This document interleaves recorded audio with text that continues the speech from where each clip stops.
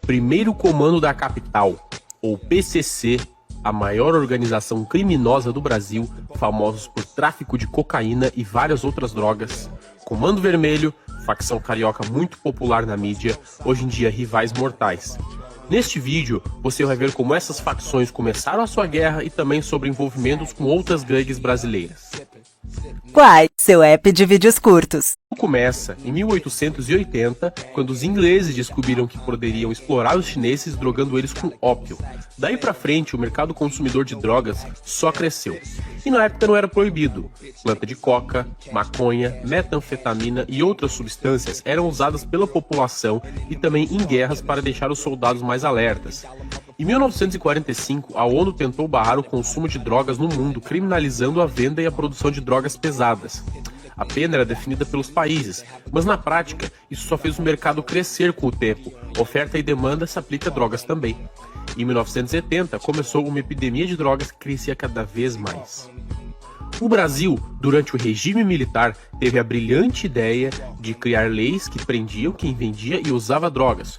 Como consequência, milhares de pessoas que antes estavam trabalhando e seguindo sua vida, agora estão na prisão sendo sustentadas pelo governo. Ou seja, você tá pagando para essa galera ficar na prisão sem fazer nada. Quai, seu app de vídeos curtos. Isso abriu portas para grandes monopólios se armarem e dominarem regiões onde podiam vender drogas ao preço e à qualidade que eles queriam, acabando de vez com os pequenos comerciantes, gerando guerras entre grandes gangues, onde a polícia e o Estado passaram a investir mais e mais dinheiro público na guerra contra as drogas. Com isso, o número de presos começou a ultrapassar o limite, e as prisões ficaram superlotadas, onde lá dentro era morte e sangue todos os dias.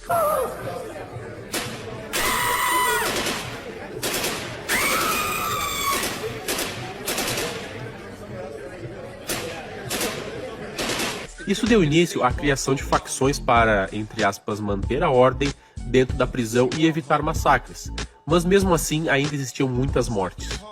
Até que em 1992 aconteceu o massacre de Carandiru. Muita gente já deve conhecer, é bem famoso na mídia, mas basicamente rola uma briga na prisão e a polícia... Quai, seu app de vídeos curtos. Drogas, só piorando a situação e gerando mais crime. E foi no mesmo ano que o PCC fez aquele famoso vídeo confrontando o Estado, que eu vou colocar ali na descrição. E também quando aconteceram diversas revoltas contra a polícia em São Paulo. Nesse momento, começou uma sangrenta guerra entre a facção e a polícia, ambos os lados matando pessoas e sofrendo baixas. O PCC queimava ônibus e causava revoltas nas ruas, matando e ferindo policiais. A polícia fazia o contra-ataque e invadia as favelas durante a noite, matando qualquer um em seu caminho. Era uma guerra entre duas máfias. Em um final de semana, ocorreram 8 ataques na cidade, deixando 30 ônibus destruídos e 7 pessoas mortas, seguido de mais 64 ataques à polícia e 24 rebeliões em presídios, deixando 25 policiais mortos. A polícia nos dias seguintes fez retaliação, deixando 100 mortos oficiais. Porém, as invasões nas favelas podem sim ter causado mais mortes do que foi divulgado pela mídia. Mas, se tem uma coisa que possui um alto custo financeiro, é uma guerra.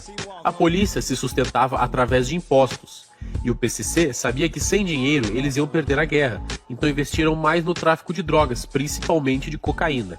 O comércio de cocaína ainda era algo pouco explorado em algumas regiões, pois essa droga era produzida só aqui na América Latina. Os cartéis da Colômbia, como o de Pablo Escobar, dominavam a rota de venda para os Estados Unidos e também para partes da Europa. Quai, seu app de vídeos curtos. A polícia matou 111 presos e feriu mais umas centenas.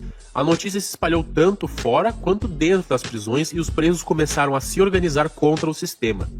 Muitos presos que sobreviveram ao Carandiru foram transferidos para Taubaté, onde lá ficavam os piores.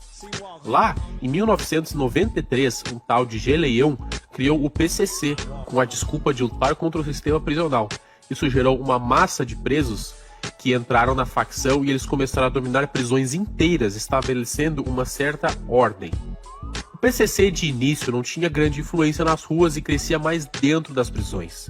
Isso deu a oportunidade de Marcola assumir a liderança da gangue por volta de 2000. A partir daí, a facção começou a se envolver no tráfico de drogas e negociar com máfias que forneciam produto e armas, dominando também boa parte do mercado criminoso de São Paulo.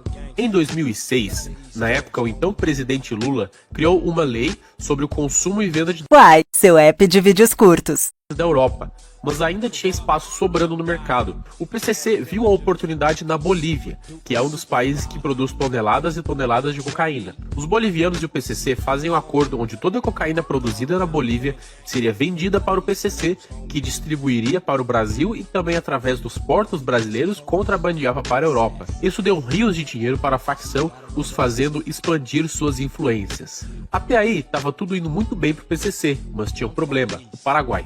O transporte de cocaína da Bolívia para o Brasil era feito por aviões e helicópteros, pois não tinha infraestrutura para transporte terrestre. E só desse jeito não estava dando conta da demanda, que era cada vez maior. Por isso, a facção achou uma rota terrestre mais fácil pelo Paraguai. O problema é que Jorge Rafah dominava a rota. Com isso, o PCC metralhou Rafah com uma .50 no meio da rua.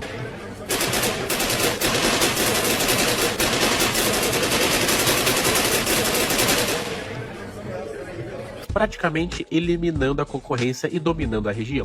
Neste ponto, a organização, dinheiro, exército, controle nas ruas, monopólio de uma droga com muita demanda, a cocaína, tudo isso fez com que o PCC pode sim ser considerado mais que uma simples facção. Porém, não tem poder político suficiente para ser chamado de máfia. A definição é relativa, porém com o controle que eles têm, podem sim ser considerado um estado, assim como o brasileiro, porém menos influente. Quai, seu app de vídeos curtos. O estado do PCC. Afinal, ambos são muito semelhantes. Ambos têm hierarquia e forças armadas para defender o seu sistema, ambos dominam um certo espaço geográfico e obrigam os civis a seguirem suas regras, ambos possuem monopólios, no caso do PCC seriam as drogas, no caso do Estado seriam as empresas estatais. E ambos se financiam através de roubo. Porém, é impossível uma facção desse tamanho se manter tão fácil no controle.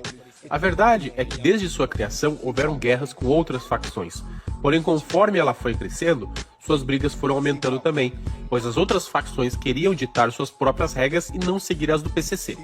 O principal rival da facção era o Comando Vermelho, que é uma facção criada na década de 1970 na prisão de Ilha Grande, Rio de Janeiro, focado em domínio de prisões e assalto a bancos. Porém, a partir de 1990, eles começaram a priorizar o tráfico de armas, principalmente o tráfico de drogas, que é sua principal fonte de renda, pois eles tinham o controle completo do Rio de Janeiro e de outras regiões do Brasil, mas foram perdendo espaço para o PCC nos últimos anos. Para ter uma vantagem sobre as outras facções, o PCC precisava controlar todo o mercado de importação de drogas do Oeste. Como eles já tinham controle das fronteiras entre Paraguai, Bolívia e Peru, só faltava se infiltrar na Amazônia, usando os grandes rios para transporte de drogas. Mas ao entrar nesse território, eles arrumam briga com a facção Família do Norte, ou FDM, que dominava quase toda a Amazônia. De início, o PCC consegue se infiltrar e estabelecer algumas rotas pela região. Porém, no início de 2017, a Família do Norte lança um ataque em um presídio de Manaus, massacrando os membros do PCC que haviam lá. Quai, seu app de vídeos curtos. Logo depois, o PCC estabelece territórios no Rio Grande do Norte, perpetuando uma guerra de facções que dura até hoje. O Comando Vermelho fez diversas alianças com outras facções e oficializou a dominância de outros territórios. Com isso, o PCC também começou a se expandir em outras regiões, como no Mato Grosso do Sul e no Piauí. Também atacou com força o Comando Vermelho em diversos estados como Amapá e Ceará. Inclusive, tentou conquistar picos no Rio de Janeiro, que era a dominância total do Comando Vermelho. Porém, o massacre do Pará foi onde o CV perdeu 61 de seus membros para o time do PCC, onde nessa altura já estava crescendo, conquistando e se aliando a outras facções. A Família do Norte era inimiga do PCC e aliada do Comando Vermelho. Porém, ambas facções quebraram sua aliança, pois eles queriam um controle maior do tráfico na região norte. Assim, a Família do Norte reconquistou alguns territórios do Comando Vermelho, além de ambos disputarem por estados no Nordeste. Sobre algumas alianças e avanços territoriais, no Acre, o PCC se aliou a Infara e o Bonde dos 13, para lutar contra o Comando Vermelho e a facção do Norte. Enquanto no Tocantins acaba sendo uma região de briga entre PCC e CV. Na região Nordeste, o PCC e o Bonde dos Malucos se aliam, ocupando o Sergipe. Já falando sobre alianças, a facção dos ADA, Amigo dos Amigos, é uma organização influente na região sul e se destaca por possuir influência em algumas favelas cariocas, que é a principal região do Comando Vermelho. Isso deu um poder para o PCC, pois ambos viraram aliados. E para contra-atacar, o Comando Vermelho expande sua influência para a região sul, se aliando aos Bala na Cara, que são inimigos mortais dos Anti-Bala, aliados do PCC. Uai, seu app de vídeos curtos. Eu já comentei que o PCC queria controlar as fronteiras de tráfico para monopolizarem a venda de drogas, certo? Então, isso em parte funcionou, porém, mesmo em escala menor, a família do Norte acaba competindo com o PCC, pois os mesmos criam ligações com as Farc em Colômbia, Peru e Venezuela.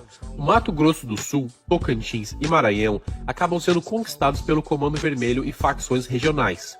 Já no Piauí, o Bonde dos 40, aliados do PCC, perdem território para Comando Vermelho e Família do Norte. Aí os caras ficam putos e invadem Maranhão, Brasília e Mato Grosso. Enquanto isso, a Família do Norte lança uma ofensiva contra o PCC, reconquistando regiões do Amazonas, Pará e Roraima. Mas no mesmo momento, o Comando Vermelho invade com força o Amazonas, dominando boa parte do estado, inclusive pegando algumas favelas de Manaus.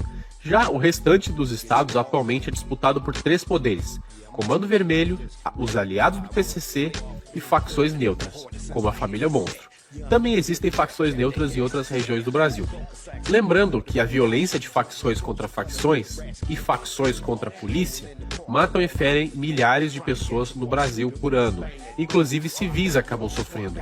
Uai, seu app de vídeos curtos.